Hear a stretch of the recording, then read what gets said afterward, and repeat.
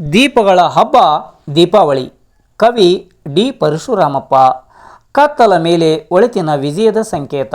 ಹಿಂದೂಗಳ ಹಬ್ಬವೇ ದೀಪಾವಳಿ. ಸಮೃದ್ಧಿ ದೇವತೆ ಲಕ್ಷ್ಮೀ ಪೂಜೆ ಸಡಗರದಲ್ಲಿ ಎಲ್ಲೆಡೆ ಬೆಳಕು ಚೆಲ್ಲುವ ದೀಪಾವಳಿ. ನರಕಾಸುರನ ಸಂಹರಿಸಿದ ಕೃಷ್ಣನ ವಿಜಯದ ದಿನವಿದು.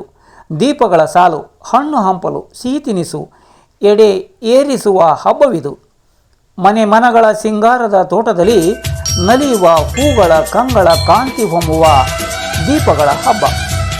ಜ್ಞಾನ, ಸಿರಿ, ಸಂಪತ್ತು, ಸಮೃದ್ಧಿ, ಬುದ್ಧಿವಂತಿಕೆ ಬೆಳಕು. ಕಟ್ಟಿಟ್ಟ ಅಜ್ಞಾನವನ್ನು ತೊಲಗಿಸುವ ಮಹಾ ಬೆಳಕು. ಅಲಂಕಾರ ಸಂಪ್ರದಾಯಗಳ ಶತಶತಮಾನಗಳಲ್ಲಿ ಆಚರಣೆ ಸ್ಮರಣಿಕೆಯ ಉಲ್ಲಾಸದ ಹೊಸ ಬೆಳಕು. ರಾಮಾಯಣ, ಮಹಾಭಾರತ, ಪುರಾಣ ಗ್ರಂಥಗಳಲ್ಲಿ ಜ್ಞಾನೋದಯ ಮಂಗಳಕರ ದಿನವೆಂದು ಕರೆದಿರುವುದು. ಅಂತ್ಯವಿಲ್ಲದ ಬೆಳಕನ್ನು ಪವಿತ್ರವೆಂದಿರುವುದು. 5 ದಿನಗಳ ಆಚರಣೆ ಪ್ರಾಮುಖ್ಯತೆಯನ್ನು ಪ್ರಬುದ್ಧ ದಿನವೆಂದು, ಜ್ಞಾನ ಸಂದೇಶವೆಂದು ಭಗವಂತನೇ ಸಾರಿದ ದೀಪಾವಳಿ. ದೀಪಗಳ ಹಬ್ಬ ದೀಪಾವಳಿ. ದೀಪಗಳ ಹಬ್ಬ ದೀಪಾವಳಿ.